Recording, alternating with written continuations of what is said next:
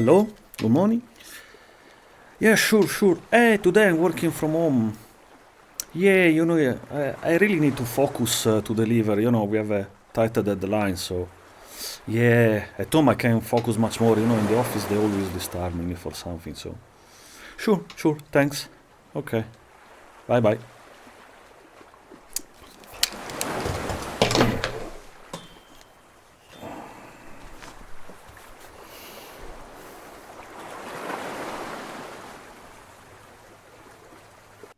In the recent time, many companies have been enforcing an authentication app to their workers. Okay, this authentication app typically needs biometrics like fingerprints, some password, and geolocation, right? And this is basically due because many workers they pretend to be working from home while they are nobody knows where. So this is opening several issues. I mean, there is of course the intuitive issue that the worker will work less, but for example, worker working somewhere else, not at home, might be not covered by the insurance that workers might have in most countries, or they might take client sensitive data out of the country, whatever. So in principle it's fine, but this is really disappointing many workers. And here it's Damiano, your average inferior worker, that would like to give a feedback to the top management. Many workers don't like this app for many reasons, and it's not because they have to work from home. I mean, okay, the lazy workers will be complaining for this, but the technical people will complain for many other reasons. So let's start. I will make an Excel table where we make all the numbers and try to understand a bit of figures, and that's something might even help you, Mega Manager, to save a lot of money in your company. So here is our Excel, and I put some pricing if you ask us to some third party to develop an app for you. So these numbers, of course, are quite, take them, indicative. I was Googling around, I find this website, right, where they discuss how much can cost an app, and they say it's ranging between 60 and 250,000 US dollars. I would say, an authentication app is relatively simple, so I think it's difficult to go to 250, will be a bit less. So I say to 200 if you make very high quality app. If you make low quality, I think it can be much cheaper than 60k. So here I put 20k. I will explain later what's the problem. Now, of course, if you are a mega manager, you want to save money, or maybe somebody presenting to you the project is like, oh yeah, I'm so cool, and you will go for the 20k app. This is gonna create a lot of problems. So, point number one. Let's say I develop an app that, I don't know, is an entertainment app, and I want to convince you to install this app. In this case, I am forced to do a very high quality app, because at the first problem, you will just uninstall. You don't need my app, right? So I will try to make it beautiful, functional, bug-free, and working in any kind of phone, Apple or Android, old or new, whatever, right? Now, when we go in the other situation where I force you to install my app, you don't have any choice. So even if I make a very low quality app, you are forced to install it. Why should I make a good app? And this is gonna create problems. Okay, let's find out. Point number one, your workers has to install the app. Of course, they are not gonna do at home, they will do in the office. So I throw out some figures here, right? And let me say, okay, each worker costs, worldwide, the average is difficult to compute. Let's say $30. I'm not saying they earn $30 an hour. Let's say they will earn maybe 10, 20, but then you have to pay, the heating system, the software, the computer, the renting of the office, 30. You can change these figures to whatever you like for your company. Now, if you have a very high quality app, it might take a quarter of an hour to install it and configure, while if you have a low quality app, we start creating problems, and the workers are like, oh, it doesn't work, let me try, let's do this, you bother your neighbor, and then also the other worker cannot work because has to help you, right? So let's say average of 4 hours, right? Here we make 4 hours for the low quality app, quarter of hour for the high quality. Number of employees, And here we see immediately the cost, okay, of the hours that your workers, waste in this, and you pay for them, right? Already at this point, I think you should start wondering, was it a good decision to take a low-quality app? Was it better to take an high-quality app? I mean, let's look at the numbers we are already spending to make them install. They are not going to install this overnight. They will do in the office during the office hours, okay? Point number 2. Still, despite these hours, some workers will not be able to make the app working and they will ask for IT help. Now, high-quality app will be few bugs, few requirements for help. Low-quality app, many requests. Now, how much it costs every IT ticket? Here I was Googling around and I found that, something like $25. I'm not really sure. Put the figure you like. Let's try to estimate how many workers. Now, if you have high quality app, maybe a few percent. If you have low quality app, it can be 20%, but 10, 30, whatever. Let's see. Let's put some numbers, right? And this is the cost, like 80%. And let's say we use the same cost for each ticket, but we go from 80% very low quality app to 10%. You see, the IT support is gonna be impacting your business.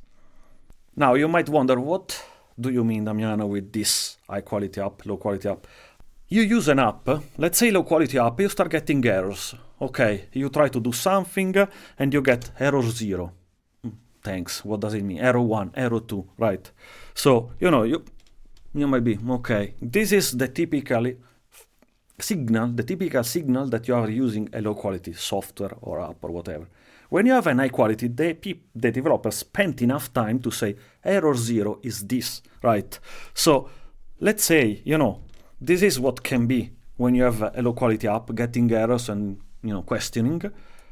Sometimes, it's tiny amount extra time that you need to develop a bit better. But if I say error 1 is GPS is not active, you're like, oh yes, okay, let me activate, right? Error 2, fingerprint. So, okay, let me try again the biometrics. Error 3, wrong password. These small comments, they can really help you to save time. I'm giving you this because you should try your own app for your company and see how the errors appear, right? If you see like column A, you should go to whoever developed the app and start complaining. Now, if we sum the numbers, we see that, from something like 1 million, 1.2 million, whatever, you can go easily to 10, 15 millions. Of course, the numbers, take them just 10 times more because you think you're saving, like $100,000 to $200,000. Of course, change the figures to your own company. This is not the end of the story. This is the price you pay, let's say, on your pocket. But then there is another price, the one of the workers. So as I said before, if I want to convince you to install my app, it has to be good. If I'm forced or you are forced to install my app, then can be low quality. What it happens is that many times will not work because, I don't know, your phone is too old or its model is not compatible, right?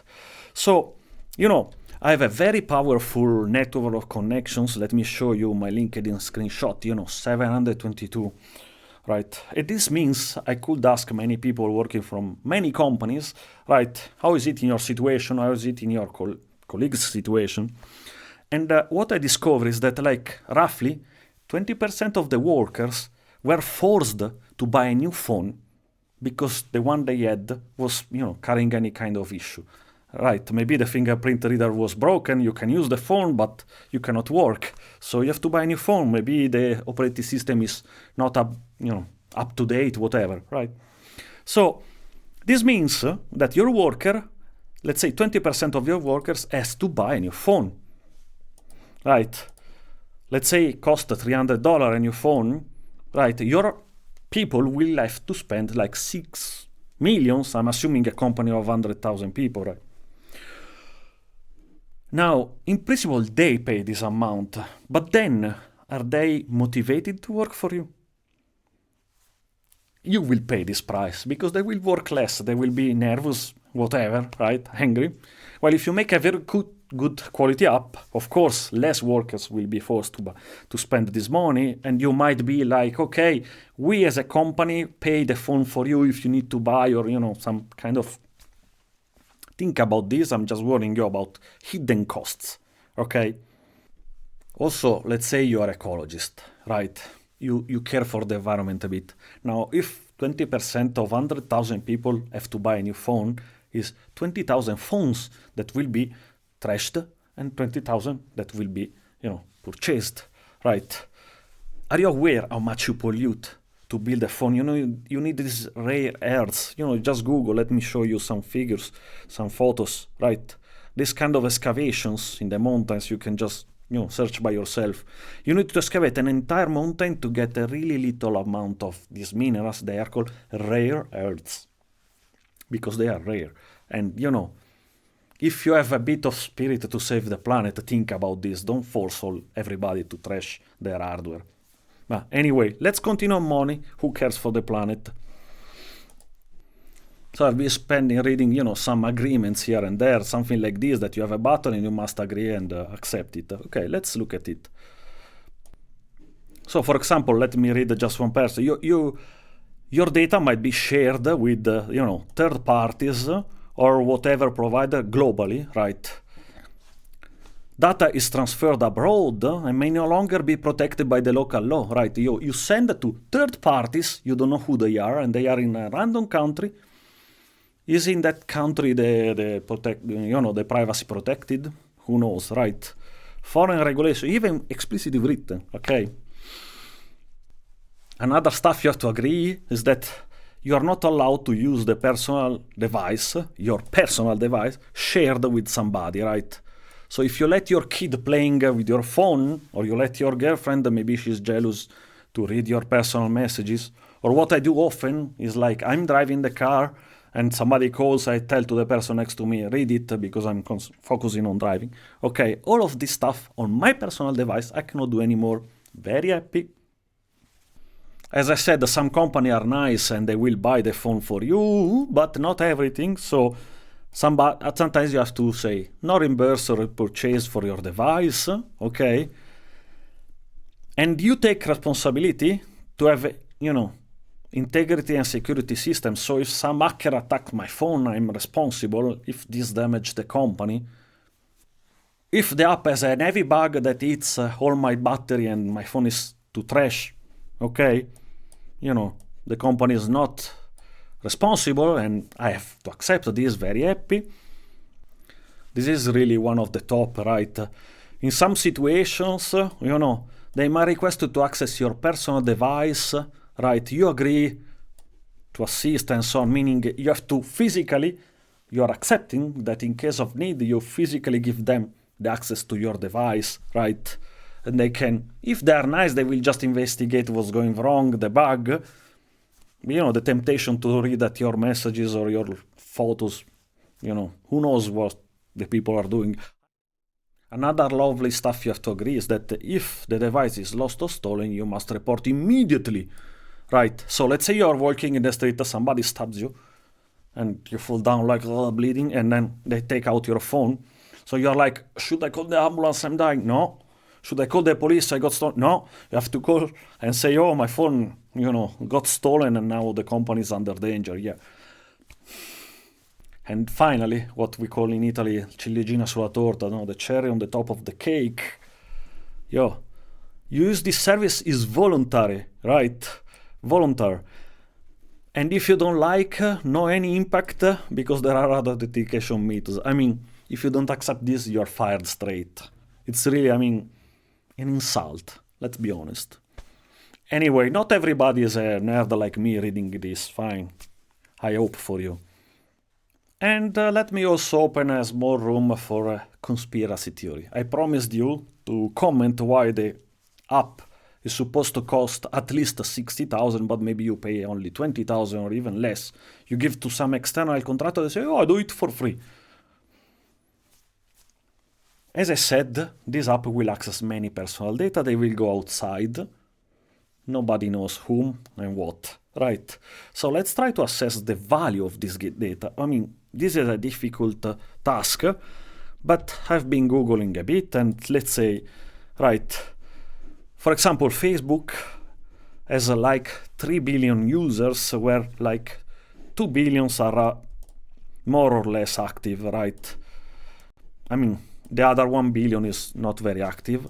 And the value of Meta is around, let's say, approximately, 1 trillion. But, Meta is more. There is Instagram, this and that inside. So, some estimate looks like, Facebook has a value of 400 billions, that if you divide by the 3 billion users is like under $33 each. I don't know, of course, this is a number.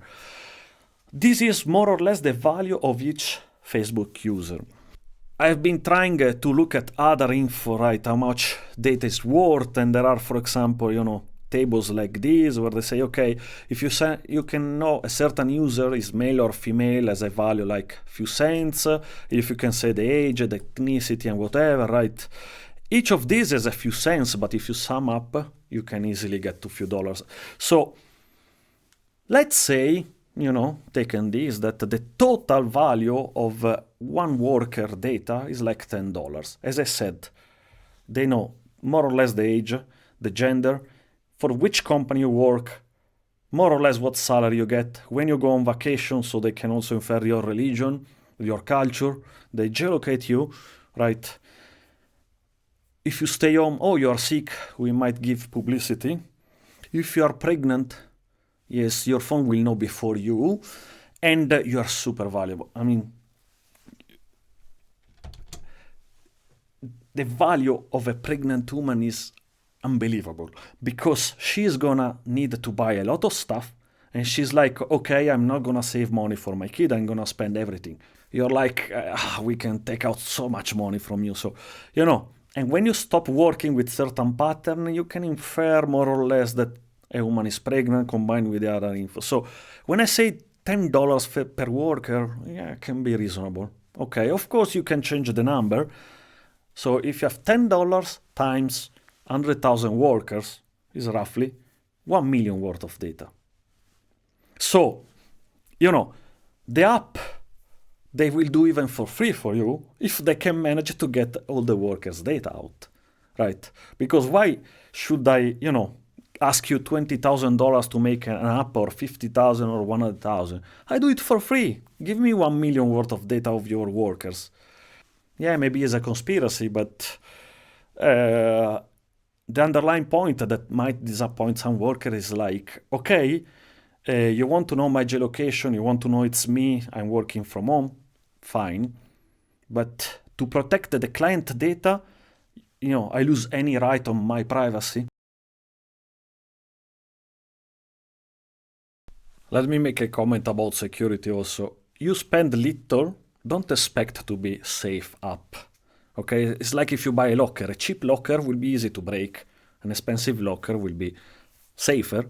Okay, and don't trust too much in fingerprints and stuff like this. I was there, Googling a bit, and you see that they say fingerprints are less safe than password.